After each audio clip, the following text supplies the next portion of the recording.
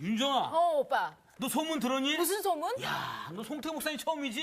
송태 목사님 소문 못 들었어? 목사님 소문 들었지? 들었어? 그럼 꽃미남이라고. 야, 그게 아니라 아니, 복습을 안 하면 큰일 난단 말이야. 아 진짜 복습? 그럼. 큰일 났다. 아 이런 거 기본 아닌가 복습은? 나 좀 가르쳐줘, 나 좀 가르쳐줘. 복습 좀 가르쳐줘. 낮은 복습 좀 어려움이 있으실 그래. 것 같은데. 너 복습했어? 됐어? 1강 성경을 먹어라. 아잘 이강 먹는다. 매일 기도의 자리로 들어가라.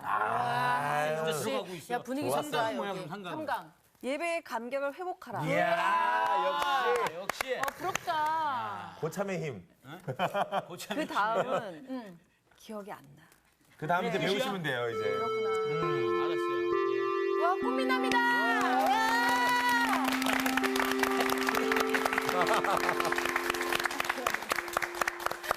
와. 누가 꽃미남이라 그랬어. 그렇습니다. 아이, 꼭 미남이 되셨으면 좋겠다고. 그래서. 아멘. 예, 죄송합니다. 다 잘 지냈어요? 네.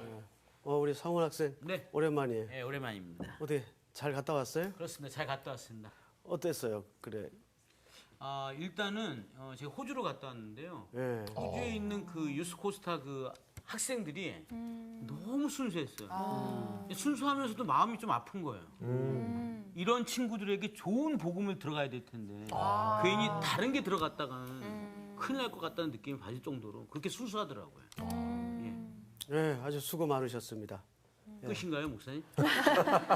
복습 해왔어요, 복습? 네? 복습. 복수. 지난주 바로 복수. 예배의 감격을 회복하라. 그거 아니었습니까, 목사님? 누가 가르쳐 줬어요? 주은 언니, 주은 언니. 저쪽이세요. 예. 오늘 수업 하나님의 명령 4강 언어와 성품을 훈련하라. 우리 지난주 복습 잠깐 하고 또 오늘 주제로 넘어갑시다. 현재 우리는 큰 두 가지 주제를 지금 다루고 있어요. 첫째 회복, 네. 두 번째는 성숙.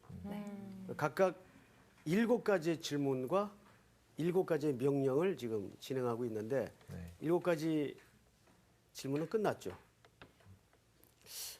왜 분위기들이 그래요?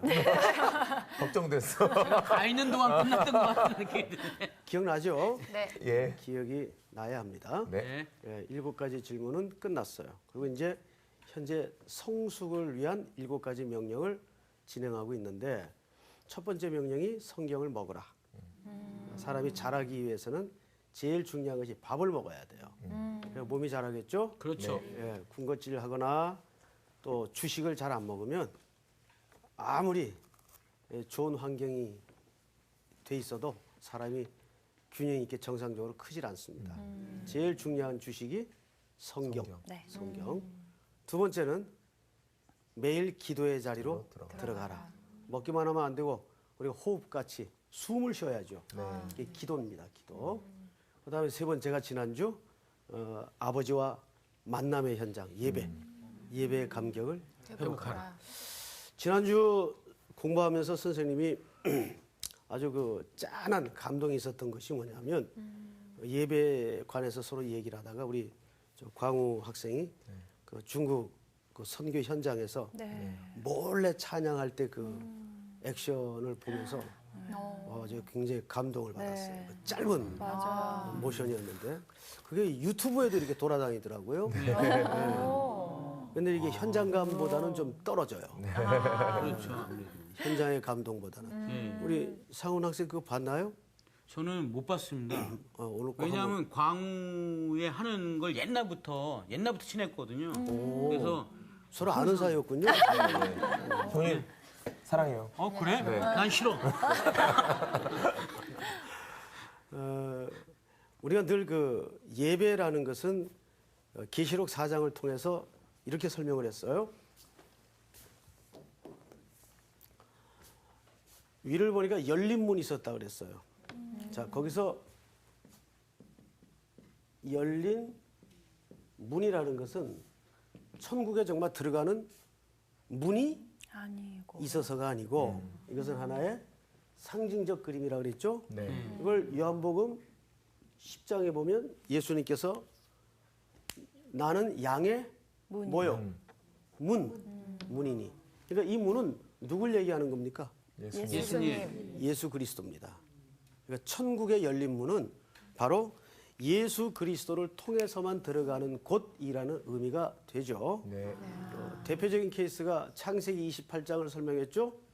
창세기 28장에 보니까 야곱이 길을 가다 노숙길에 꿈을 꾸고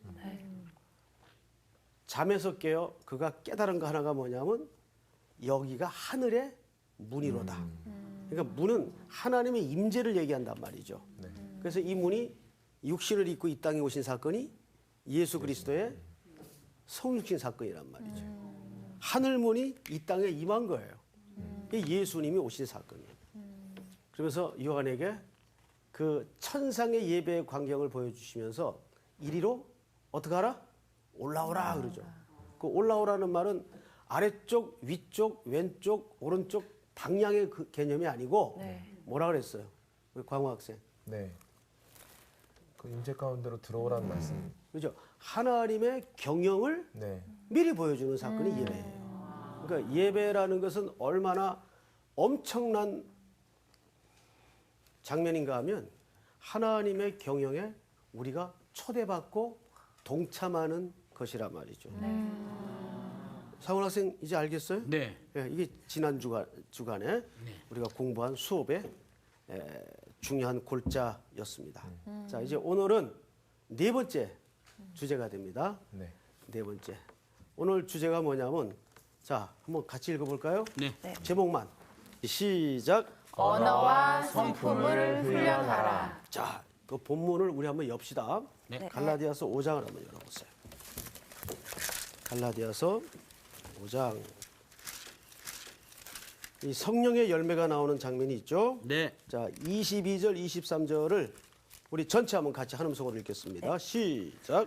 오직 성령의 열매는 사랑과 희락과 화평과 오래 참음과 자비와 양성과 충성과 온유와 절제니. 자, 이제 선생님 보세요. 아멘. 아멘. 저를 보세요.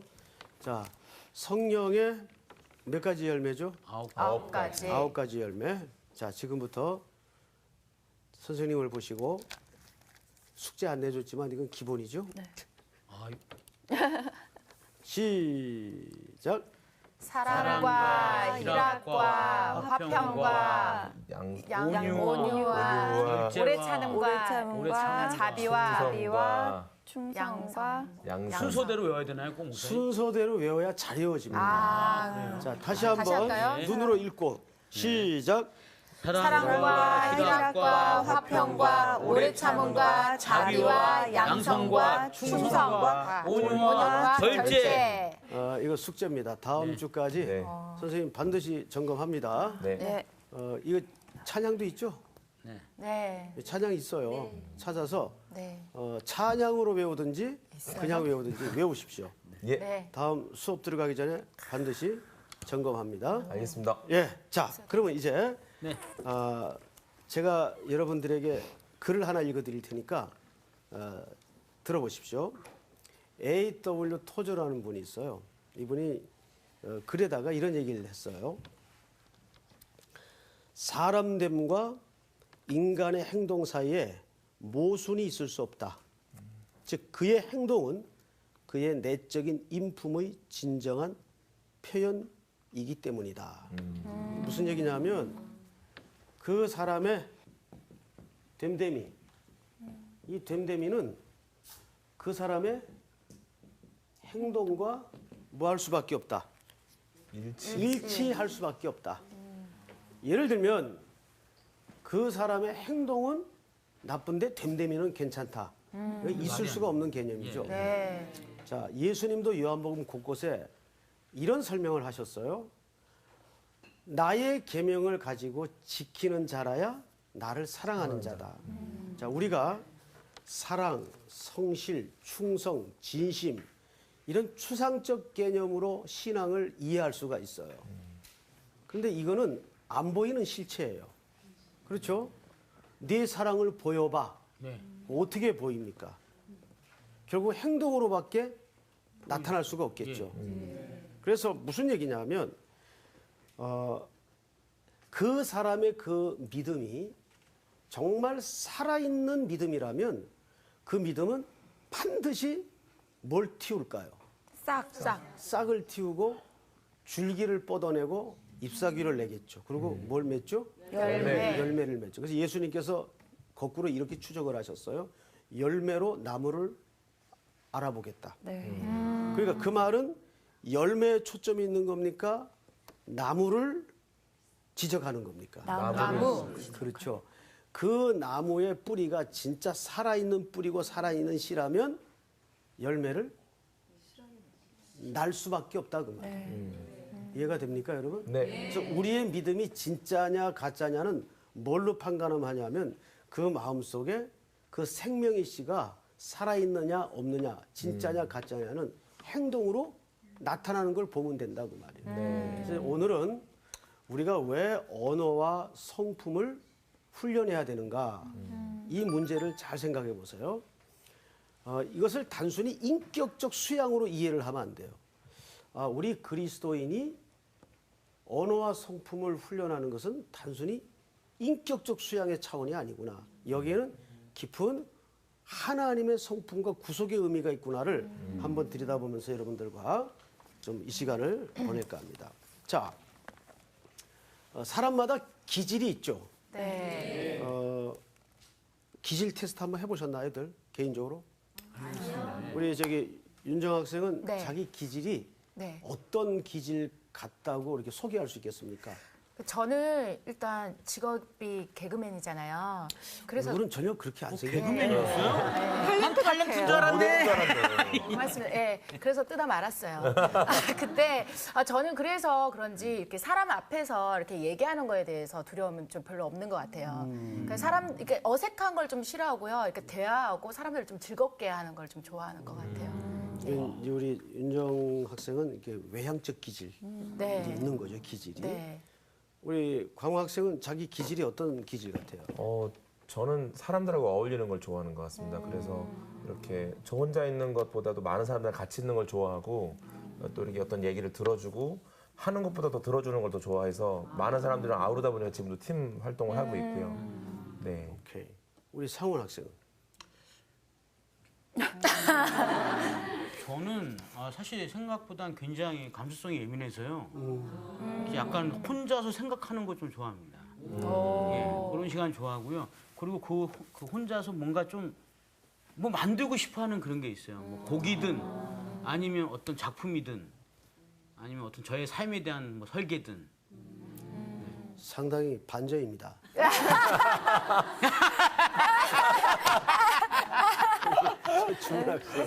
저는 어떻게 보면 배우인데 되게 이렇게 나서서 하는 거를 좋아한다고 생각하는데 저는 오히려 사람들 앞에서 얘기하는 걸 되게 쑥스러워하고 맞아요. 네, 되게 얼굴 빨개지고 카메라 주인이 앞에서는 그래. 하나도 안 떨리는데 사람들 이렇게 같이 얘기하고 이제 뭐 이렇게 앞에 나가서 이렇게 얘기하고 하는 거에 대해서 굉장히 좀 소극적이고 내성적인 부분이 좀 많은 것 같아요. 사람마다 기질이 이게 딱 그 고정돼 있는 건 아닐 거예요. 좀 섞여 있겠죠. 네. 저도 굉장히 사실 내성적인 사람이에요. 그러니까 반에 이렇게 이제 여러 아이들이 있는데 없는 줄 아는 아이. 그 정도로 조용하고 말이 없고 일단. 반전이에요. 반전이네요. 반전이죠. 진짜. 네. 저랑 비슷하신데? 그런데 어떻게 이제 사는 이 그 신부는 목사로 살다 보니까 여러 사람 앞에서 늘 세워지는 항상 말을 해야 되고 이런 이제 역설적 그 삶을 살게 됐어요. 그러니까 좀 섞여 있는 것 같아요. 네. 자, 그런데 기질은 그럴 수 있어요. 그런데 기질과 성품은 같을까요, 다를까요? 달라요. 자, 우리 주은 씨 어떻게 다를까요? 기질과 성품이 어떻게 달라요? 아니, 달라요. 여러분들이 맞았어요. 달라요. 달라요. 기질은 정말 그 외 태어날 때부터 자기가 가지고 있는 어떤 뭐 유전학적이나 뭐 이런 여러 가지 그 그렇죠. 요인이고 성품은 어떤 뭐 환경적인 요인하고 뭐 여러 가지 이게 좀 복합적으로 돼서 이렇게 형성된 과정이 그냥 이제 예. 간단하게 기질은 선천적인 거고 예, 후천적인 거네요, 그거는. 후천적이라는 표현보다는 성품은 만들어질 수 있는 만들어지는 거. 거. 그래서 기질과 성품은 사실은 다릅니다. 그래서 기질은 거의 안 달라져요. 그런데 성품은 얼마든지 바뀔 수가 있는 겁니다. 그래서 저는 사실 얼마 전까지만 해도 확신을 가지고 있었던 게 뭐냐면 인간 못된 건 안 바뀐다고 확신을 갖고 있었어요. 이제 사람한테 그 뜨거운 맛을 본 경험 때문에 그렇겠죠. 목회하다 보면 뜨거운 맛을 보잖아요. 네. 그런데 그 너무 복음의 능력을 제가 과소평가한 거예요. 예수님의 보혈의 능력은 천하 못된 성품도 바꿉니다. 아멘. 그거를 경험하고 나서 굉장히 제가 무너졌어요, 사실은. 너무 내가 복음의 능력을 과소평가했구나. 그리고 주변에서 너무너무 달라진 성품의 좋은 크리스찬들을 많이 만났어요. 그 후에. 그러면서 이제 목회철이 들어간 거죠, 저도. 참, 복음의 능력은 천하 못된 사람도 바꾸는구나. 바꿀 수 있고. 네. 근데 그 주도권이 문제는 사람의 부단한 노력과 어떤 애씀에서 근거된 게 아니라 네. 그 출처가 십자가에서부터 시작이 된다는 거예요. 그 주도권이 내게 있는 것이 아니라 하나님께 있다는데 더 견고한 소망이 있는 거죠. 이제 그 부분을 오늘 여러분들과 좀 들여다보도록 하겠습니다. 그래서 기질은 태생적이지만 성품은 태생적이 아니라는 거죠. 자, 우리 로마서 8장을 누가 한번 찾아보세요. 로마서 8장. 네. 28절, 29절을 한번 좀 읽어보실래요? 네. 우리가 알거니와 하나님을 사랑하는 자, 곧 그의 뜻대로 부르심을 입은 자들에게는 모든 것이 합력하여 선을 이루느니라. 하나님이 미리 아신 자들을 또한 그 아들의 형상을 본받게 하기 위하여 미리 정하셨으니 이는 그로 많은 형제 중에서 맏아들이 되게 하려 하심이니라. 여러분, 이 본문은 많이 들었던 익숙한 본문이죠. 근데 이 본문을 많은 그리스도인들이 굉장히 오도해서 해석을 하죠. 그러니까 자기 편의적으로 이 본문을 이용하거나 해석을 합니다. 자, 그런데 이 로마서 8장의 이야기를 한번 다시 한자 한자 집어보십시다. 우리가 알거니와 하나님을 뭐 하는 자? 사랑하는 자. 곧 그 뜻대로 부르심을 입은 자. 자, 여기를 보세요. 하나님을 사랑하는 자는 누가 하나님을 사랑할 수 있다는 얘기입니까? 누가? 물론 우리가 사랑을 하죠. 부르심을 입은 자. 갑자기 깜깜해집니다. 자, 우리가 하나님을 사랑하죠. 그런데 누가 그 하나님을 사랑하는 자가 될 수 있는가 하면 성경에 바로 뒤이어서 해답을 주죠. 네. 곧 그 뜻대로 부르심을 입은 자. 선생님이 지난주 수업할 때 예배에 대해서 이런 설명을 서두에 드렸던 기억이 저는 납니다. 여러분들은 물론 잊었겠지만 예배는 누가 올 수 있는 자리입니까? 초대받은 자만이 올 수 있는 자리예요. 요한복음 4장에 보면 예수님께서 신령과 진리로 예배할지니 하나님께서 예배하는 자를 어떻게 하신다? 찾으시니라.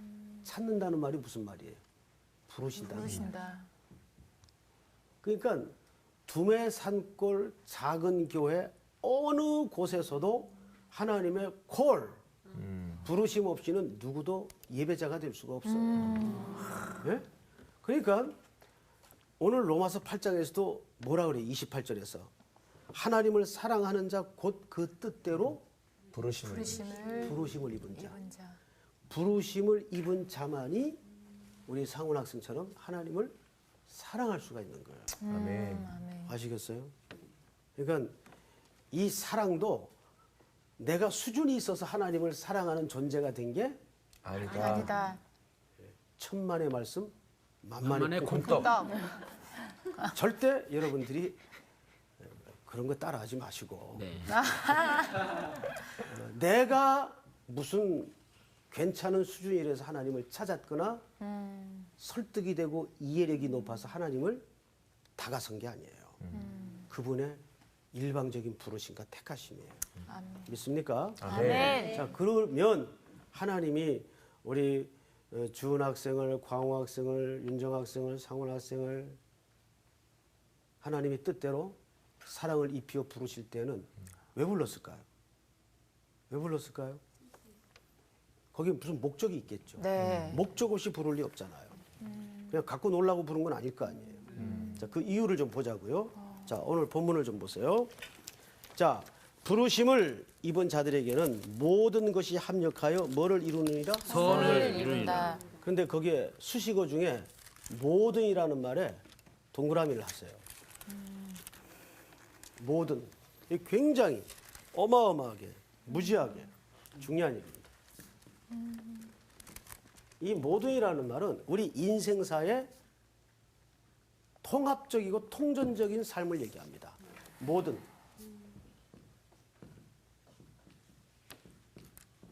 모든 일에 뭐 어떻게 된대요, 그 다음에? 합력하여. 협력하여. 협력하여 합력하여 뭘 이뤄요? 선을 선을 이루니라. 우리 이 말 너무 좋아하죠. 힘들 때 위로가 되죠.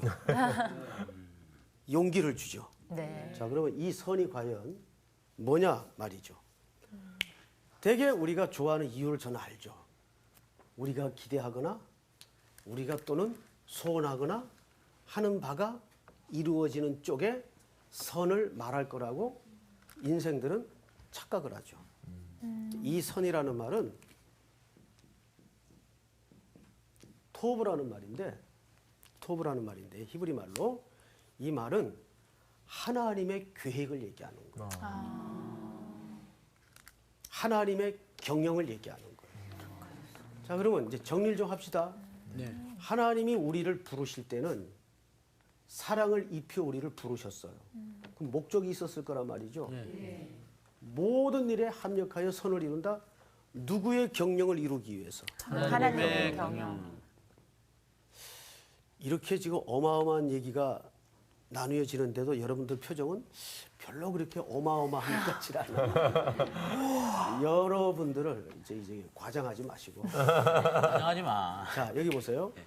여러분들을 적어도 하나님이 아들 예수 그리스도를 이 땅에 보내셔서 대속하시고 값을 지불하시고 내 자녀로 내 딸로 콜 예배자로 부르실 때는 하나님의 경영에 여러분들을 동참시키고 그 경영을 이루기 위해서 여러분들을 부르신 거라고요. 여기에는 어떤 인생도 예외가 없어요. 하나님의 자녀는 이 경영에 다 내포가 되는 겁니다. 그래서 고린도전서 4장 1절에 보면 사람이 마땅히 우리를 그리스도의 일꾼이요 하나님의 뭘 맡은 자? 이거 공부했는데. 자, 따라서 합시다. 사람이 마땅히 우리를 그리스도의 일꾼이요 하나님의 비밀을 맡은 자로 여길지어다. 하나님의 뭘 맡은 자? 비밀. 그 비밀이라는 말이 뭐냐면 미수세테리온이라는 말인데 하나님의 경륜이라는 뜻입니다. 하나님의 하늘의 경륜. 우리가 예배에 들어갈 때마다 그 하늘의 경영을 보는 거 아니에요. 그거를 봐야 하나님의 경영을 이해하고 경영에 참여하는 자가 될 수 있어요. 자, 그럼 그게 뭘까? 더 궁금해지지. 그렇죠? 그럼 순서를 한번 보십시다. 자, 칠판을 보세요. 네. 자, 첫째, 하나님이 우리를 그분의 뜻대로 부르세요. 하나님의 부르심. 그래서 우리는 사랑을 입은 자가 됐어요. 맞죠? 네. 사랑을 입은 자가 됐어요. 그 여기에는 뭐가 있어? 목적이 있죠? 네. 부르신 목적이 있단 말이야. 어떤 피조물도 목적 없이 지어진 피조물이 없어요. 이 목적이 뭘까? 봤더니 하나님의 선이래요. 선. 이 선이 뭔가 봤더니 하나님의 어떤 경영에 우리를 그 경영자로 같이 부르시는 거예요. 그래서 하나님의 백성을 신명기에서 뭐라 그래요? 너희가 하나님의 기업이다 그래. 기업. 기업. 자, 이걸 토부라 그럽니다. 모든 일에 합력하여 선을 이룬다. 그래서 이제 과연 어떤 경영의 내용일까? 여러분 한번 생각을 해보세요. 나라의 대통령이 어디를 개발하기 위해서 자 우리 국민 중에 누구를 이 경영의 동역자로 동반자로 끌어들일까 찾다가 이 성서학당 클래스 학생들을 전부 국가의 경영의 멤버십으로 불렀어요. 흥분이 될까요, 안 될까요? 돼요. 그리고 그 인생은 뭐 쪽박일까요, 대박일까요? 대박입니다. 대박. 대박. 거기 경영에 참여가 안 된 사람은 어떻게 될까요? 쪽박입니다. 네, 쪽박에다가 화가 나는 거죠. 화가 나는 거죠. 예? 예. 자, 그러면 이제 29절을 한번 볼까요? 그게 뭘까? 29절을 한번 같이 읽읍시다. 8장 29절. 시작. 하나님이 미리 아신 자들을 또한 그 아들의 형상을 본받게 하기 위하여 미리 정하셨으니 이는 그로 많은 형제 중에서 맏아들이 되게 하려 하심이니라. 아멘. 아멘. 자, 절 보세요. 약간 얼굴들이 실망스러워요. 뭔 대박의 내용이 있나 하고 열심히 읽어봤더니 하나님의 경영의 내용이 뭐예요? 아들을 아들의 형상을 본받게 하는 거. 형상을 본받게 하기 위해서. 누구? 우리를. 네. 자, 이걸 보세요. 이제 여기에서 우리가 좀 이 그리스도인으로서 패러다임 시프트를 가져야 돼요. 뭐냐면 한국 교회는 대체적인 지금까지 분위기가 뭐냐면 교회 자체가 하나의 무슨 선교 단체 같아. 무슨 얘기냐면 일하기 위해서 모인 단체 같아요. 그 일을 하지 말자는 것도 아니고 중요하지 않다는 것도 아니에요. 그 일 해야 되고 중요해요.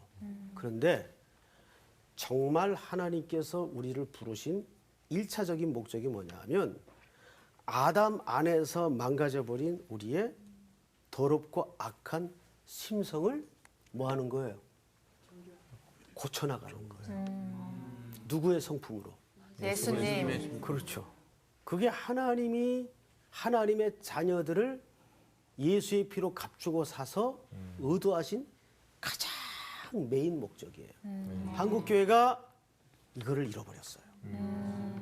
그래서 미션만 남았어요. 자, 교회라는 공동체는 몇 가지 목적이 있어요. 제일 교회가 이 땅에 존재해야 되는 첫 번째 목적이 예배입니다. 예배로 모입니다. 그리고 두 번째는 뭘까요? 훈련의 영역이 있어요. 훈련. 성도 각 개인이 그리스도의 몸으로 붙어서 그리스도의 형상으로 빚어지는 이 훈련을 서로가 부딪히면서 해야 되는데 그걸 뭘로 하느냐? 그 훈련을. 뭘로 할까요? 일로 하는 거예요. 그러니까 일이 목적이에요.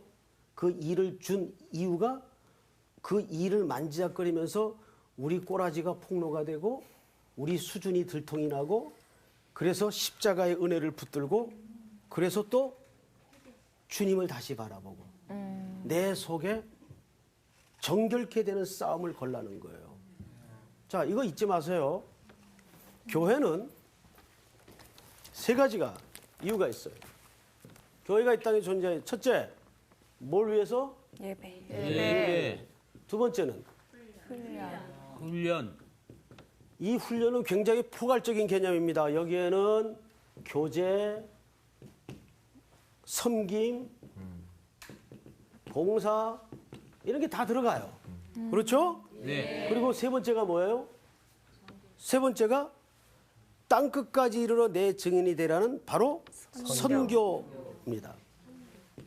이 선교에 대해서는 우리 다음 시간 우리가 또 이 주제를 가지고 집중적으로 하겠지만 네. 이것은 이제 교회가 감당해야 될 중요한 미션이에요. 그런데 이것만 남았어요. 일만 남았어요. 이 일을 주신 이유가 뭐예요? 이걸 함으로써 우리는 여기에서 우리가 얼마나 저걸 감당할 수 없는 죄덩어리고 자, 기독교의 제일 최대의 적이 뭔지 아세요? 기독교의 제일 최대의 적. 죄, 죄가 아니에요. 휴머니즘이에요. 휴머니즘.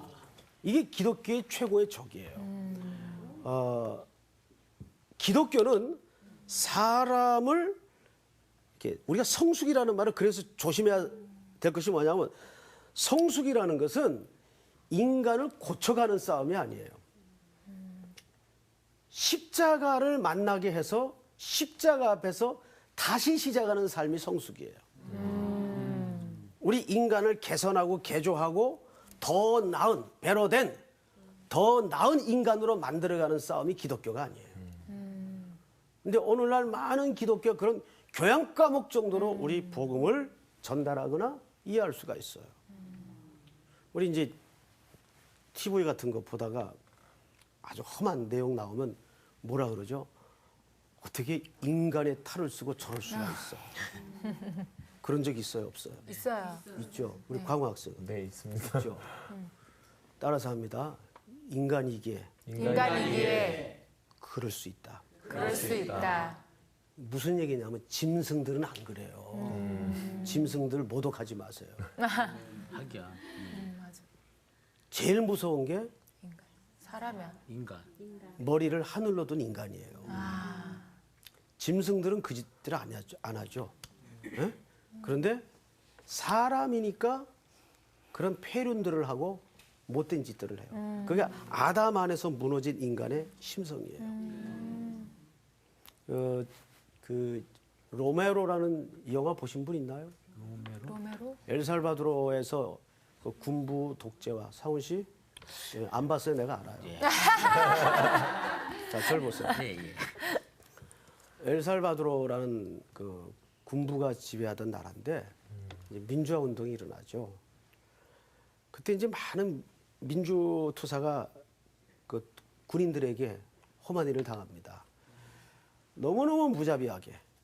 우리나라도 근대사에 그런 아픔이 있었잖아요. 네. 군부가 정권을 잡고 백성을 무참히 고문하고 죽였던 일들이 얼마나 많습니까? 그때 그 캐톨릭의 그 로메로라는 신부가 그 군인들을 가로막으면서 절규를 하죠.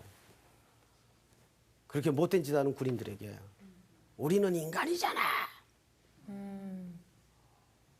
그거 아주 조심해야 될 영화입니다. 인간이니까 그 짓을 하는 거예요. 인간이 절대 괜찮은 존재가 아니에요. 그거를 가장 정직하게 고발하는 사건이 십자가 사건이에요. 진정한 성숙은 어디서부터예요? 십자가에서부터. 왜 예수님이 십자가에서 죽으셨는가? 그래서 죽으신 거예요. 그러니까 그 십자가를 통과하고 십자가를 만나지 못하면 아직 그 사람은 성숙하다고 말할 수가 없는 거예요. 진짜 성숙이 뭐예요? 내가 그분의 십자가의 도우심과 긍휼함을 절대 필요한 자가 성숙의 시작을 할 수가 있는 거예요. 근데 그거 만나지 못한, 그거 가슴 한복판에 아프게 경험하지 못한 사람은 아직도 성숙의 시작도 안 한 사람이에요, 사실은. 왜? 우리 기독교는 인간을 개선하는 싸움이 아니에요. 다시 만들어내는 싸움이에요. 어디 안에서? 예수님 죽으실 때 십자가 안에서 다시 전부 다 같이 죽여서 거기서 만들어내는 싸움. 갈라디아서 2장 20절에 뭐라? 이제 내가 사는 것은 내가 사는 것이 아니라 내 안에 그리스도께서 사시는 것이라. 내가 그리스도와 함께 십자가에 못 박혔다니.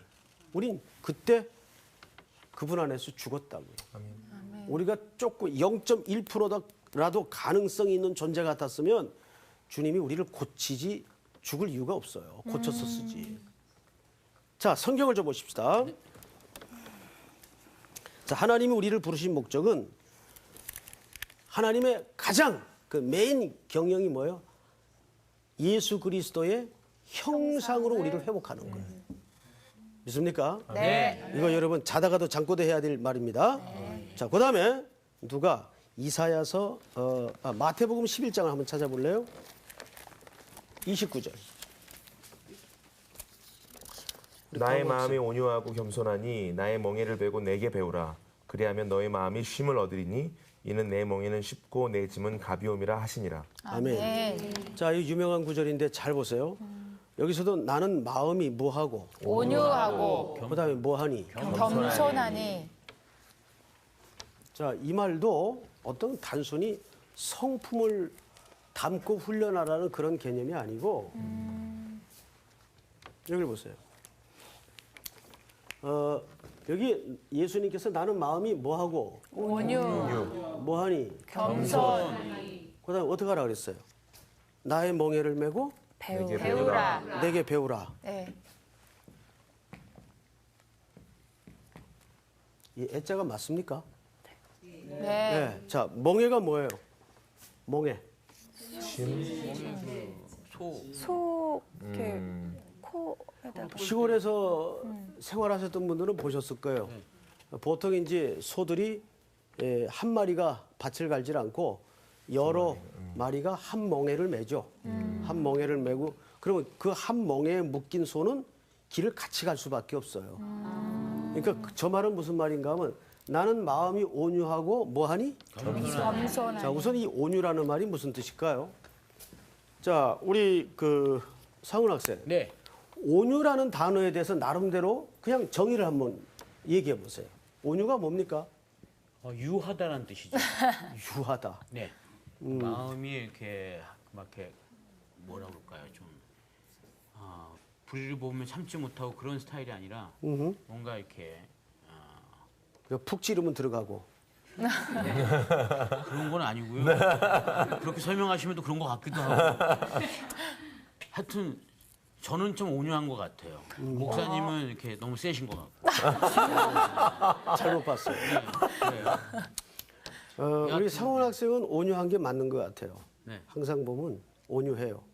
근데 이 온유라는 덕목이 굉장히 센 개념입니다. 아, 그래요? 네. 온유는 헬라 사람들이 어떻게 사용했는가 하면 들짐승을 한 마리 잡았어요. 네. 말 잘 들을까요? 안 듣죠. 안 듣죠. 그래서 조련사한테 데려가서 3개월간 일단 훈련 좀 시켜주십시오. 그래서 3개월간 명조련사에게 붙들려가지고 이 들짐승이 훈련을 잘 받았어요. 3개월 주인이 찾아왔네요. 네. 자, 어떻게 훈련이 잘 됐습니까? 자, 보십시오. 자, 메리. 그 이름이 이제 메리예요. 깜짝이야. 메리, 왜 일어나. 탁 일어나요. 앉아. 앉아? 앉아요. 굴러? 묶여 있지도 않아요. 자, 그리고 탁 고기를 던져주면서 뛰어가서 저거 가지고 와. 그런데 먹지 않고 그대로 가지고 와요. 기다려. 지금 허기져 있는데도. 그러니까 훈련이 너무 잘 됐어요, 3개월. 3개월 전에는 이게 완전히 뭐가 쉬운 것처럼 막 길게 뛰었던 짐승인데 이때 주인이 놀래가지고 오! 프라우스! 온유해졌다. 그러니까 온유라는 것은 아이 좀 못해요. 아이 뭘요. 이런 게 온유가 아니에요. 온유라는 것은 어떤 강력한 힘이 훈련에 의해서 통제되어 다스려진 상태. 이게 온유예요. 이해가 되죠? 네. 또 열이 펄펄 끓어요. 네. 의사가 약을 투여했어요. 잠을 푹 자고 났더니 열이 싹 다스려집니다. 그때 헬라 사람들이 이마를 이렇게 만져보고 프라우스 온유해졌다. 그러니까 약의 기운에 의해서 잘 다스려졌다. 이거 온유라는 거야. 온유라는 것은 우리 동양적 개념으로 이해를 갖고 있죠. 뭐 사양하고 잘 빼고 이런 걸 온유라고 얘기를 하는데 성경의 온유의 개념은 전혀 그런 개념이 없어요. 자, 그러면 왜 예수님이 자기를 온유하다고 했을까? 왜? 예수님은 이 땅에 오신 목적서부터 누구의 뜻을 순종하여 오신 겁니까? 하나님. 뭘 위해서? 십자가 사건. 우리의 구원을 위해서. 너무너무 받기 힘들고 어려웠던 잔이었어요. 그런데 아버지요, 내 뜻대로 마옵시고 아버지의 뜻이 내 생애를 통해 이루어지기를 원하나이다. 아멘. 자, 이게 뭘까요? 그거 배우라는 거예요. 누구와 멍에를 맨 자. 예수님. 지금 여러분들이 누구와 멍에를 맨 자입니까? 예수님. 예수님과 멍에를 지금 같이 맨 자예요. 십자가의 구속의 은혜를 입은 자는 예수님과 이미 같이 멍에를 맨 자예요. 그래서 우리가 전 인생을 통해서 한 가지 명심해야 될 것은 성품은 먼저 말 곱게 하고 매너 좋고 이것도 내포를 하지만 더 중요한 것은 가치의 변화입니다. 내가 하나님의 거대한 목적에 얼마나 순복하는 싸움을 순종하여 가고 있는가. 이게 하나님의 성품이에요. 아멘. 예수님의 전 인생이 사실은 그 싸움이었어요. 믿습니까? 네. 그래서 예수님이 마태복음 11장에서 나는 온유하고 겸손하니 나의 멍에를 메고 내게 배우라. 뭘 배우라는 거예요, 그러면? 온유. 그분의 그 온유한 성품. 아버지의 뜻을 내 생애 속에 실현하면서 내 뜻을 내려놓는 싸움. 이걸 배우라는 거예요. 그게 하나님의 성품이에요. 그게 예수님의 성품이에요. 아멘. 아멘. 아멘. 자, 오늘 공부는 여기서 끝. 네, 끝. 감사합니다. 갑자기 끝.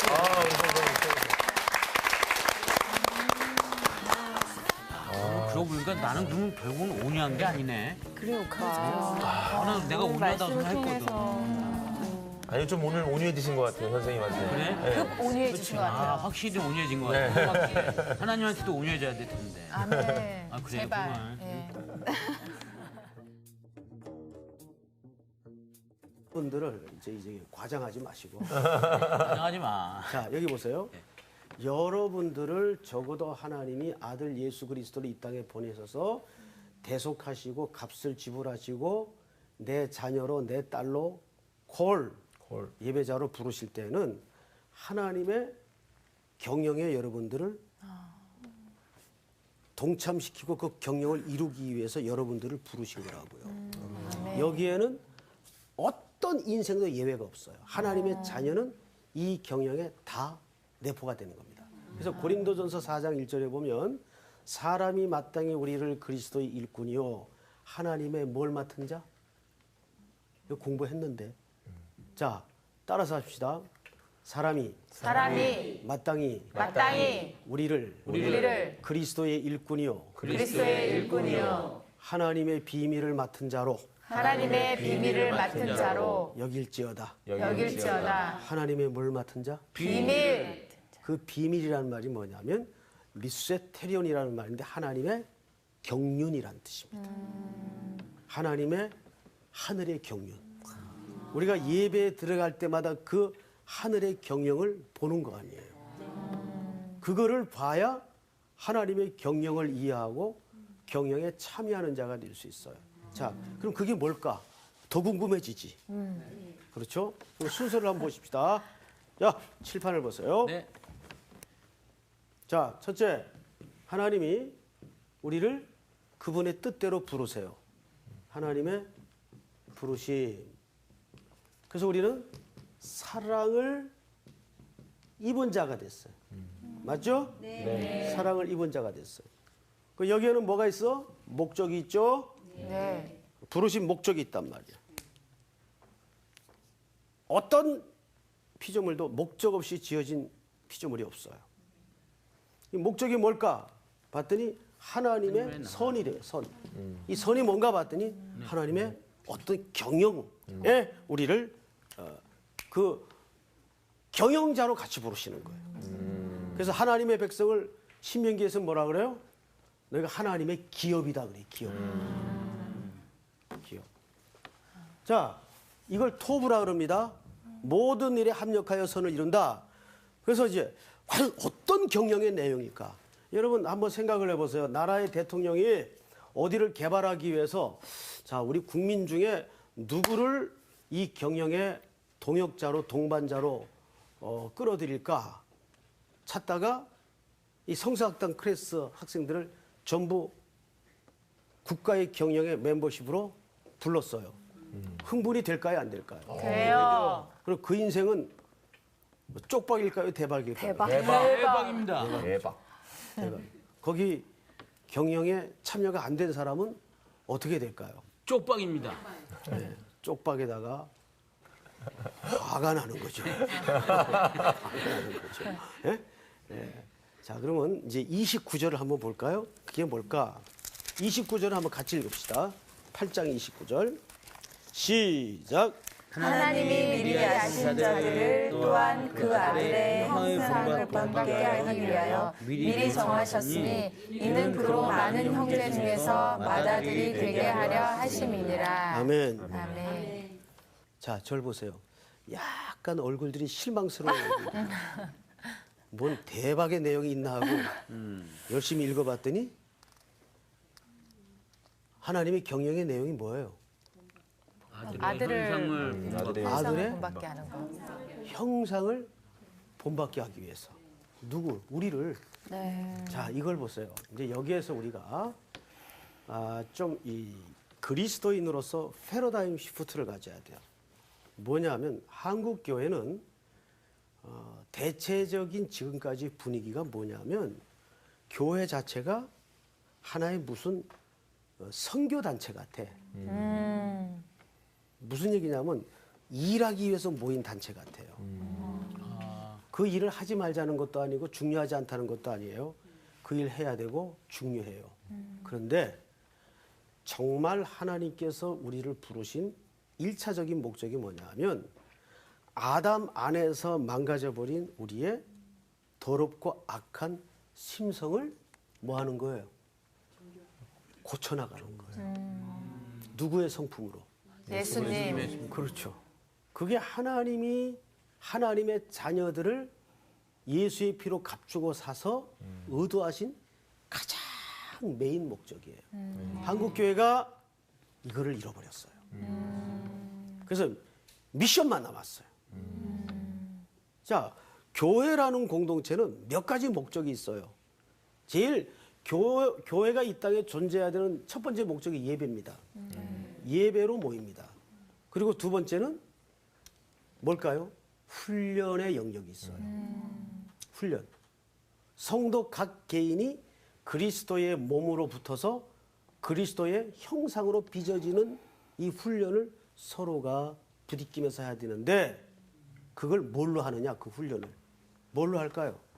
일로 하는 거예요. 그러니까 일이 목적이에요. 그 일을 준 이유가 그 일을 만지작거리면서 우리 꼬라지가 폭로가 되고 우리 수준이 들통이 나고 그래서 십자가의 은혜를 붙들고 그래서 또 주님을 다시 바라보고 내 속에 정결케 되는 싸움을 걸라는 거예요. 자, 이거 잊지 마세요. 교회는 세 가지가 이유가 있어요. 교회가 이 땅에 존재해. 첫째, 뭘 위해서? 예배. 예.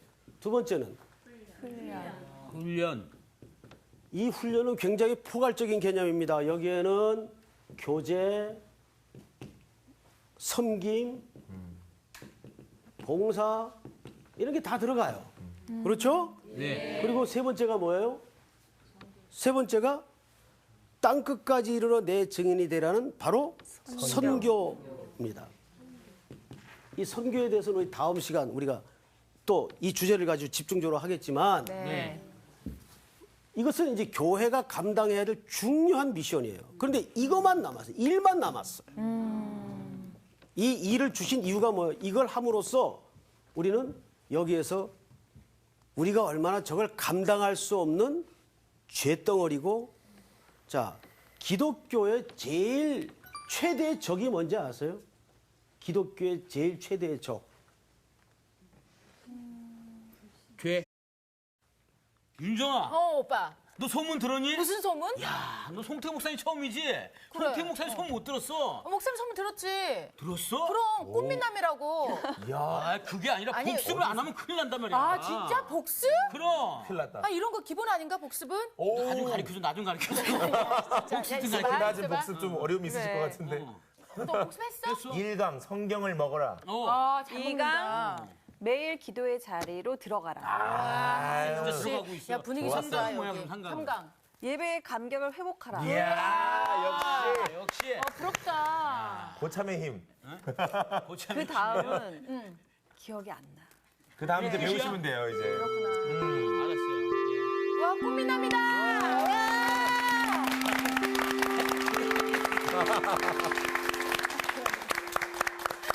와.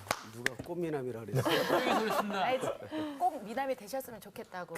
그래서. 아멘. 아, 예, 그런 거예요? 죄송합니다. 잘 지냈어요? 네. 우리 성훈 학생 네. 오랜만이에요. 네, 오랜만입니다. 어디 잘 갔다 왔어요? 그렇습니다. 잘 갔다 왔습니다. 어땠어요? 그래. 아, 일단은 제가 호주로 갔다 왔는데요. 예. 호주에 있는 그 유스코스타 그 학생들이 너무 순수했어요. 순수하면서도 마음이 좀 아픈 거예요. 이런 친구들에게 좋은 복음을 들어가야 될 텐데 괜히 다른 게 들어갔다가는 큰일 날 것 같다는 느낌이 받을 정도로 그렇게 순수하더라고요. 네, 아주 수고 많으셨습니다. 끝인가요, 목사님? 복습 해왔어요, 복습? 네? 복습. 복수. 지난주 바로 복수. 예배의 감격을 회복하라. 그거 아니었습니까, 목사님? 누가 가르쳐 줬어요? 주은 언니, 주은 언니. 저쪽이세요. 예. 오늘 수업 하나님의 명령 4강 언어와 성품을 훈련하라. 우리 지난주 복습 잠깐 하고 또 오늘 주제로 넘어갑시다. 현재 우리는 큰 두 가지 주제를 지금 다루고 있어요. 첫째 회복, 네. 두 번째는 성숙. 네. 각각 7가지의 질문과 7가지의 명령을 지금 진행하고 있는데 네. 7가지 질문은 끝났죠. 왜 분위기들이 그래요?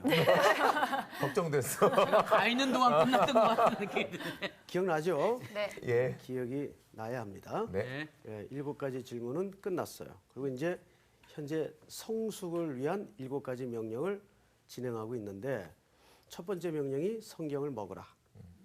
사람이 자라기 위해서는 제일 중요한 것이 밥을 먹어야 돼요. 그래야 몸이 자라겠죠? 그렇죠. 예, 군것질을 하거나 또 주식을 잘 안 먹으면 아무리 좋은 환경이 돼 있어도 사람이 균형 있게 정상적으로 크질 않습니다. 제일 중요한 주식이 성경. 네. 성경. 두 번째는 매일 기도의 자리로 들어가라. 들어가라. 먹기만 하면 안 되고 우리가 호흡같이 숨을 쉬어야죠. 이게 기도입니다. 기도. 그다음에 세 번째가 지난주 아버지와 만남의 현장 예배. 예배의 감격을 회복하라.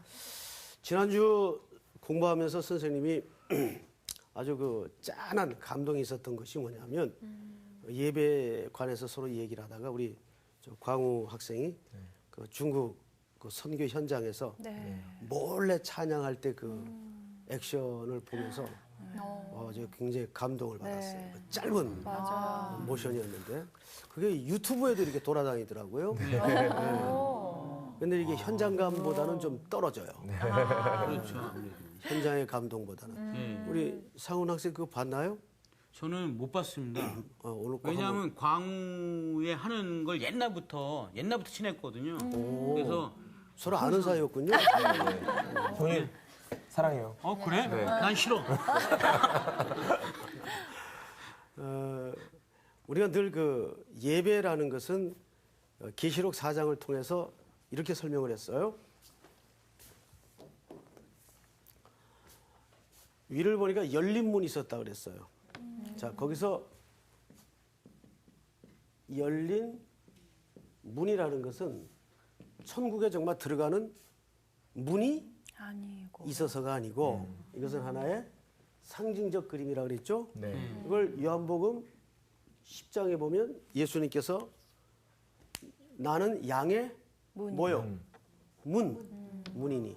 그러니까 이 문은 누굴 얘기하는 겁니까? 예수님. 예수 그리스도입니다. 그러니까 천국의 열린 문은 바로 예수 그리스도를 통해서만 들어가는 곳이라는 의미가 되죠. 네. 대표적인 케이스가 창세기 28장을 설명했죠. 창세기 28장에 보니까 야곱이 길을 가다 노숙길에 꿈을 꾸고 잠에서 깨어 그가 깨달은 거 하나가 뭐냐면 여기가 하늘의 문이로다. 그러니까 문은 하나님의 임재를 얘기한단 말이죠. 그래서 이 문이 육신을 입고 이 땅에 오신 사건이 예수 그리스도의 성육신 사건이란 말이죠. 하늘 문이 이 땅에 임한 거예요. 이게 예수님이 오신 사건이에요. 그러면서 요한에게 그 천상의 예배의 광경을 보여주시면서 이리로 어떻게 하라? 올라오라 그러죠. 그 올라오라는 말은 아래쪽, 위쪽, 왼쪽, 오른쪽 방향의 그 개념이 아니고 네. 뭐라 그랬어요? 우리 광호 학생. 네. 그 임재 가운데로 들어오라는 말씀. 그죠? 하나님의 경영을 네. 미리 보여주는 사건이 예배예요. 그러니까 예배라는 것은 얼마나 엄청난 장면인가 하면 하나님의 경영에 우리가 초대받고 동참하는 것이란 말이죠. 상훈 학생 이제 알겠어요? 네. 예, 이게 지난 주간에 우리가 공부한 수업의 중요한 골자였습니다. 자, 이제 오늘은 네 번째 주제가 됩니다. 네. 네 번째. 오늘 주제가 뭐냐면 자, 한번 같이 읽어볼까요? 네. 제목만. 시작. 언어와 성품을 훈련하라. 자, 그 본문을 우리 한번 엽시다. 네. 갈라디아서 5장을 한번 열어보세요. 갈라디아서 5장. 이 성령의 열매가 나오는 장면이 있죠. 네. 자, 22절, 23절을 우리 전체 한번 같이 한 음성으로 읽겠습니다. 시작. 오직 성령의 열매는 사랑과 희락과 화평과 오래 참음과 자비와 양성과 충성과 온유와 절제니. 자, 이제 선생님 보세요. 아멘. 아멘. 저를 보세요. 자, 성령의 몇 가지 열매죠? 9가지. 9가지 열매. 자, 지금부터 선생님을 보시고 숙제 안 내줬지만 이건 기본이죠? 아, 시작. 사랑과 희락과 화평과 온유와 오래 참음과 오래 참음과 자비와 충성과 양성. 순서대로 외워야 되나요, 꼭 목사님? 순서대로 외워야 잘 외워집니다. 아, 자, 다시 한번 할까요? 눈으로 읽고 시작. 사랑과 희락과 화평과 오래 참음과 자비와 양성과 충성과 온유와 절제. 이거 숙제입니다. 다음 주까지 네. 선생님 반드시 점검합니다. 네. 네. 이거 찬양도 있죠? 네. 찬양 있어요. 찾아서 네. 찬양으로 외우든지 그냥 외우든지 외우십시오. 예. 네. 다음 수업 들어가기 전에 반드시 점검합니다. 알겠습니다. 예, 자, 그러면 이제 네. 제가 여러분들에게 글을 하나 읽어드릴 테니까 들어보십시오. A.W. 토저라는 분이 있어요. 이분이 글에다가 이런 얘기를 했어요. 사람됨과 인간의 행동 사이에 모순이 있을 수 없다. 즉 그의 행동은 그의 내적인 인품의 진정한 표현이기 때문이다. 무슨 얘기냐면 그 사람의 됨됨이, 이 됨됨이는 그 사람의 행동과 뭐 할 수밖에 없다. 일치할 수밖에 없다. 예를 들면 그 사람의 행동은 나쁜데 됨됨이는 괜찮다. 있을 수가 없는 개념이죠. 네. 자, 예수님도 요한복음 곳곳에 이런 설명을 하셨어요. 나의 계명을 가지고 지키는 자라야 나를 사랑하는 자다. 자, 우리가 사랑, 성실, 충성, 진심 이런 추상적 개념으로 신앙을 이해할 수가 있어요. 그런데 이거는 안 보이는 실체예요. 그렇죠? 네 사랑을 보여봐. 네. 어떻게 보입니까? 결국 행동으로밖에 나타날 수가 없겠죠. 그래서 무슨 얘기냐면 그 사람의 그 믿음이 정말 살아있는 믿음이라면 그 믿음은 반드시 뭘 틔울까요? 싹을 틔우고 줄기를 뻗어내고 잎사귀를 내겠죠. 그리고 뭘 맺죠? 열매를 맺죠. 그래서 예수님께서 거꾸로 이렇게 추적을 하셨어요. 열매로 나무를 알아보겠다. 그러니까 그 말은 열매에 초점이 있는 겁니까? 나무를 지적하는 겁니까? 나무. 그렇죠. 그 나무의 뿌리가 진짜 살아있는 뿌리고 살아있는 씨라면 열매를 날 수밖에 없다 그 말이에요. 이해가 됩니까, 여러분? 네. 그래서 우리의 믿음이 진짜냐 가짜냐는 뭘로 판가름하냐면 그 마음속에 그 생명의 씨가 살아있느냐 없느냐 진짜냐 가짜냐는 행동으로 나타나는 걸 보면 된다 그 말이에요. 그래서 오늘은 우리가 왜 언어와 성품을 훈련해야 되는가? 이 문제를 잘 생각해 보세요. 이것을 단순히 인격적 수양으로 이해를 하면 안 돼요. 우리 그리스도인이 언어와 성품을 훈련하는 것은 단순히 인격적 수양의 차원이 아니구나. 여기에는 깊은 하나님의 성품과 구속의 의미가 있구나를 한번 들여다보면서 여러분들과 좀 이 시간을 보낼까 합니다. 자, 사람마다 기질이 있죠. 네. 기질 테스트 한번 해보셨나요,들 개인적으로?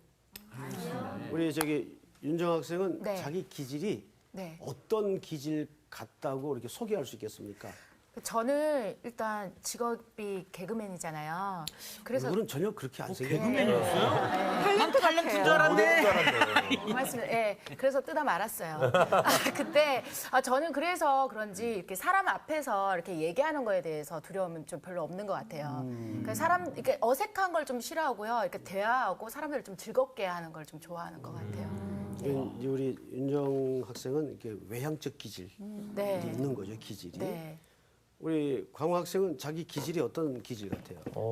저는 사람들하고 어울리는 걸 좋아하는 것 같습니다. 그래서 이렇게 저 혼자 있는 것보다도 많은 사람들 같이 있는 걸 좋아하고 또 이렇게 어떤 얘기를 들어주고 하는 것보다 더 들어주는 걸 더 좋아해서 많은 사람들이랑 아우르다 보니까 지금도 팀 활동을 하고 있고요. 네. 오케이. 우리 상훈 학생은? 저는 사실 생각보단 굉장히 감수성이 예민해서요. 약간 혼자서 생각하는 거 좀 좋아합니다. 예, 그런 시간 좋아하고요. 그리고 그 혼자서 뭔가 좀 뭐 만들고 싶어하는 그런 게 있어요. 뭐 곡이든 아니면 어떤 작품이든 아니면 어떤 저의 삶에 대한 뭐 설계든. 상당히 반전입니다.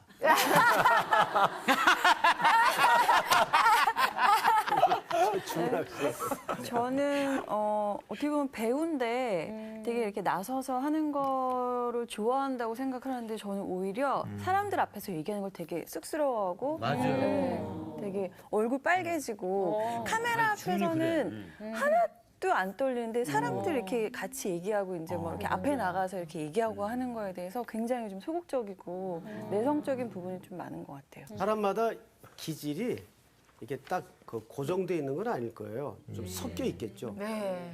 저도 굉장히 사실 내성적인 사람이에요. 그러니까 반에 이렇게 이제 여러 아이들이 있는데 없는 줄 아는 아이. 그 정도로 조용하고 말이 없고 일단. 반전이에요. 반전이네요. 반전이죠. 진짜. 네. 저랑 비슷하신데? 그런데 어떻게 이제 사는 이 그 신부는 목사로 살다 보니까 여러 사람 앞에서 늘 세워지는 항상 말을 해야 되고 이런 이제 역설적 그 삶을 살게 됐어요. 그러니까 좀 섞여 있는 것 같아요. 네. 자, 그런데 기질은 그럴 수 있어요. 그런데 기질과 성품은 같을까요, 다를까요?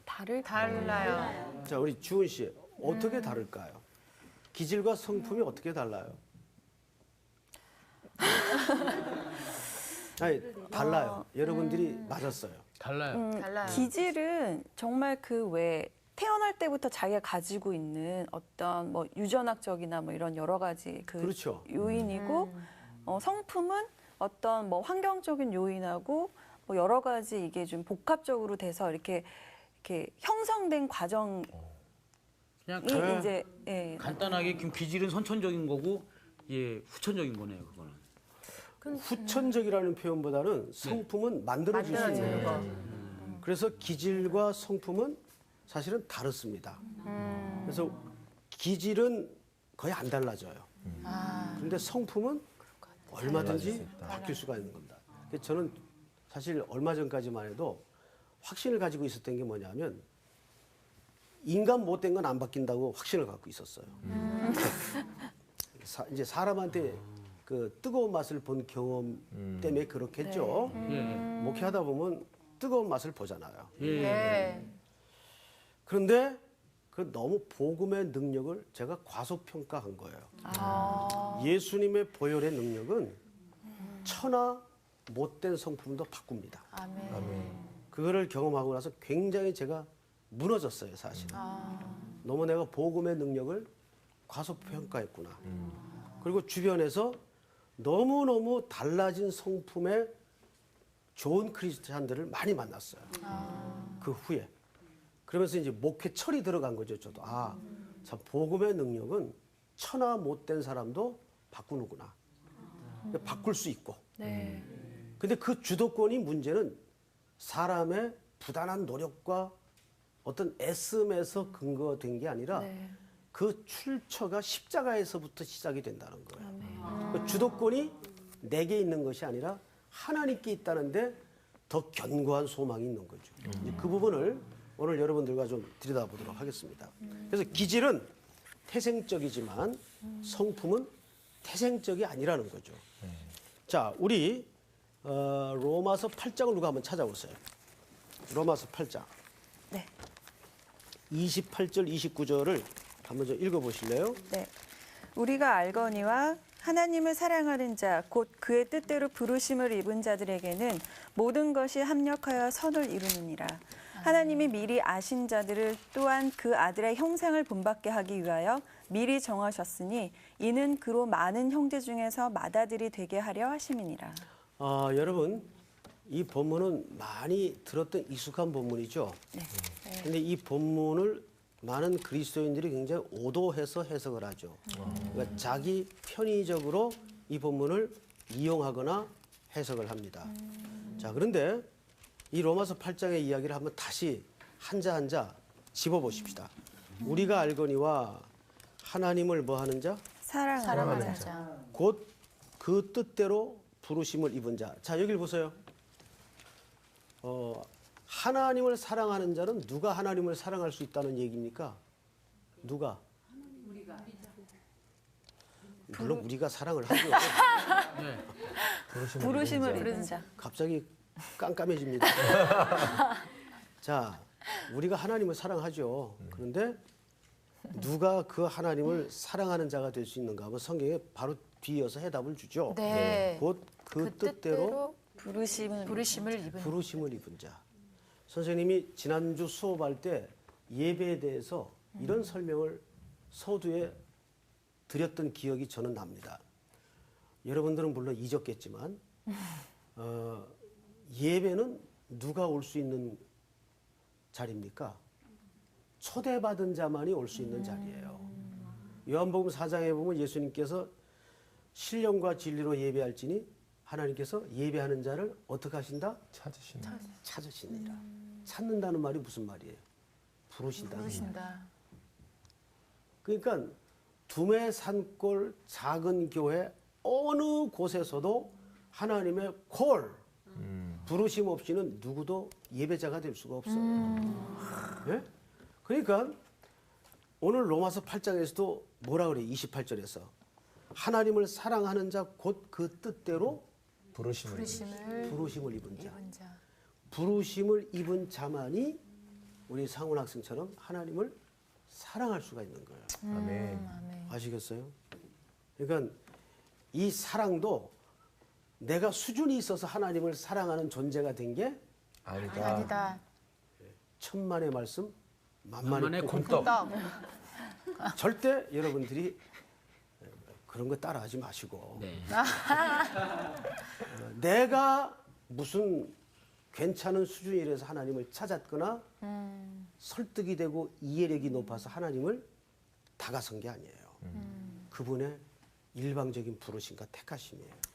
믿습니까? 아멘. 자, 그러면 하나님이 우리 주은 학생을, 광호 학생을, 윤정 학생을, 상훈 학생을 하나님이 뜻대로 사랑을 입히어 부르실 때는 왜 불렀을까요? 왜 불렀을까요? 거기 무슨 목적이 있겠죠. 네. 목적 없이 부를 리 없잖아요. 그냥 갖고 놀라고 부른 건 아닐 거 아니에요. 자, 그 이유를 좀 보자고요. 자, 오늘 본문을 좀 보세요. 자, 부르심을 입은 자들에게는 모든 것이 합력하여 뭐를 이루느니라? 선을 이루니라. 그런데 거기에 수식어 중에 모든이라는 말에 동그라미를 하세요. 모든. 이게 굉장히 어마어마하게, 무지하게 중요한 얘기입니다. 이 모든이라는 말은 우리 인생사에 통합적이고 통전적인 삶을 얘기합니다. 모든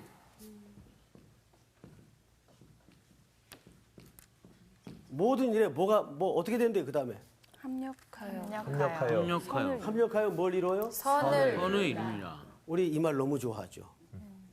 힘들 때 위로가 되죠. 용기를 주죠. 네. 자, 그러면 이 선이 과연 뭐냐 말이죠. 되게 우리가 좋아하는 이유를 저는 알죠. 우리가 기대하거나 우리가 또는 소원하거나 하는 바가 이루어지는 쪽에 선을 말할 거라고 인생들은 착각을 하죠. 이 선이라는 말은 토브라는 말인데 히브리 말로 이 말은 하나님의 계획을 얘기하는 거예요. 하나님의 경영을 얘기하는 거예요. 자, 그러면 이제 정리를 좀 합시다. 네. 하나님이 우리를 부르실 때는 사랑을 입혀 우리를 부르셨어요. 그럼 목적이 있었을 거란 말이죠. 모든 일에 합력하여 선을 이룬다. 누구의 경영을 이루기 위해서? 하나님의 경영. 이렇게 지금 어마어마한 얘기가 나누어지는데도 여러분들 표정은 별로 그렇게 어마어마한 것 같지 않아요. 여러 죄가 아니에요. 휴머니즘이에요. 휴머니즘. 이게 기독교의 최고의 적이에요.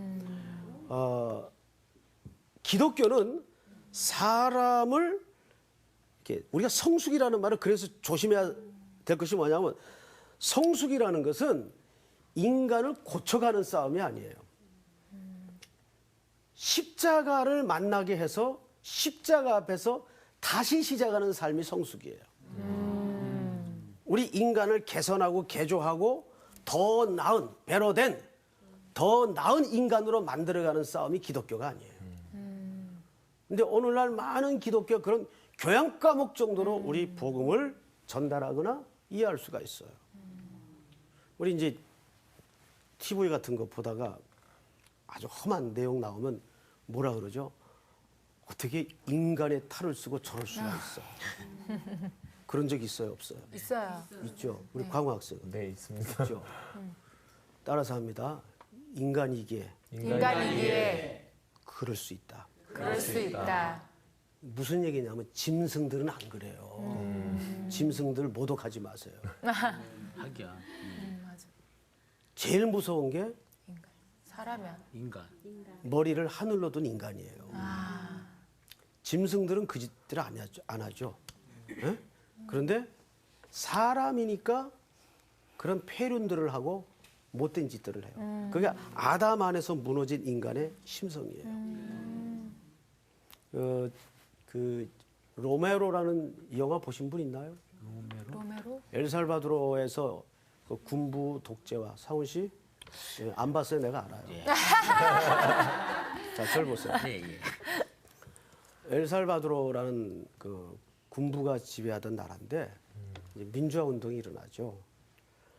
그때 이제 많은 민주 투사가 그 군인들에게 험한 일을 당합니다. 너무너무 무자비하게. 우리나라도 근대사에 그런 아픔이 있었잖아요. 네. 군부가 정권을 잡고 백성을 무참히 고문하고 죽였던 일들이 얼마나 많습니까? 그때 그 캐톨릭의 그 로메로라는 신부가 그 군인들을 가로막으면서 절규를 하죠. 그렇게 못된 짓 하는 군인들에게 우리는 인간이잖아. 그거 아주 조심해야 될 영화입니다. 인간이니까 그 짓을 하는 거예요. 인간이 절대 괜찮은 존재가 아니에요. 그거를 가장 정직하게 고발하는 사건이 십자가 사건이에요. 진정한 성숙은 어디서부터예요? 십자가에서부터. 왜 예수님이 십자가에서 죽으셨는가? 그래서 죽으신 거예요. 그러니까 그 십자가를 통과하고 십자가를 만나지 못하면 아직 그 사람은 성숙하다고 말할 수가 없는 거예요. 진짜 성숙이 뭐예요? 내가 그분의 십자가의 도우심과 긍휼함을 절대 필요한 자가 성숙의 시작을 할 수가 있는 거예요. 근데 그거 만나지 못한, 그거 가슴 한복판에 아프게 경험하지 못한 사람은 아직도 성숙의 시작도 안 한 사람이에요, 사실은. 왜? 우리 기독교는 인간을 개선하는 싸움이 아니에요. 다시 만들어내는 싸움이에요. 어디 안에서? 예수님 죽으실 때 십자가 안에서 다시 전부 다 같이 죽여서 거기서 만들어내는 싸움. 갈라디아서 2장 20절에 뭐라? 이제 내가 사는 것은 내가 사는 것이 아니라 내 안에 그리스도께서 사시는 것이라. 내가 그리스도와 함께 십자가에 못 박혔다니. 우린 그때 그분 안에서 죽었다고요. 우리가 조금 0.1%라도 가능성이 있는 존재 같았으면 주님이 우리를 고치지 죽을 이유가 없어요. 고쳤었지. 자, 성경을 좀 보십시다. 자, 하나님이 우리를 부르신 목적은 하나님의 가장 그 메인 경영이 뭐예요? 예수 그리스도의 형상으로 우리를 회복하는 거예요. 믿습니까? 네. 이거 여러분 자다가도 잠꼬대 해야 될 말입니다. 자, 그다음에 누가 이사야서 마태복음 11장을 한번 찾아볼래요? 29절. 나의 마음이 온유하고 겸손하니 나의 멍에를 베고 내게 배우라. 그리하면 너의 마음이 쉼을 얻으리니 이는 내 멍에는 쉽고 내 짐은 가벼움이라 하시니라. 아멘. 자, 이 유명한 구절인데 잘 보세요. 여기서도 나는 마음이 뭐하고 온유하고 그다음에 뭐하니? 겸손하니. 자, 이 말도 어떤 단순히 성품을 담고 훈련하라는 그런 개념이 아니고 여기를 보세요. 여기 예수님께서 나는 마음이 뭐하고 온유. 뭐하니? 겸손. 그다음에 어떻게 하라 그랬어요? 나의 멍에를 메고 배우라. 내게 배우라. 네. 이 애자가 맞습니까? 네. 네. 자, 멍에가 뭐예요? 멍에. 소 이렇게 코에다가 시골에서 생활하셨던 분들은 보셨을 거예요. 보통 이제 소들이 한 마리가 밭을 갈질 않고 여러 마리가 한 멍에를 매죠. 한 멍에를 매고 그러면 그 한 멍에에 묶인 소는 길을 같이 갈 수밖에 없어요. 그러니까 저 말은 무슨 말인가 하면 나는 마음이 온유하고 뭐하니? 겸손하니. 자, 우선 이 온유라는 말이 무슨 뜻일까요? 자, 우리 그 상훈 학생. 네. 온유라는 단어에 대해서 나름대로 그냥 정의를 한번 얘기해 보세요. 온유가 뭡니까? 유하다는 뜻이죠. 유하다. 네. 마음이 이렇게 막 이렇게 뭐라 그럴까요? 좀 불을 보면 참지 못하고 그런 스타일이 아니라 뭔가 이렇게 푹 찌르면 들어가고. 그런 건 아니고요. 그렇게 설명하시면 또 그런 것 같기도 하고. 하여튼 저는 좀 온유한 것 같아요. 목사님은 이렇게 너무 세신 것 같고. 잘못 봤어요. 네, 그래요. 우리 상훈 학생은 온유한 게 맞는 것 같아요. 네. 항상 보면 온유해요. 근데 이 온유라는 덕목이 굉장히 센 개념입니다. 아, 그래요? 네. 온유는 헬라 사람들이 어떻게 사용했는가 하면 들짐승을 한 마리 잡았어요. 네. 말 잘 들을까요? 안 듣죠? 안 듣죠. 그래서 조련사한테 데려가서 3개월간 잘 훈련 좀 시켜주십시오. 그래서 3개월간 명조련사에게 붙들려 가지고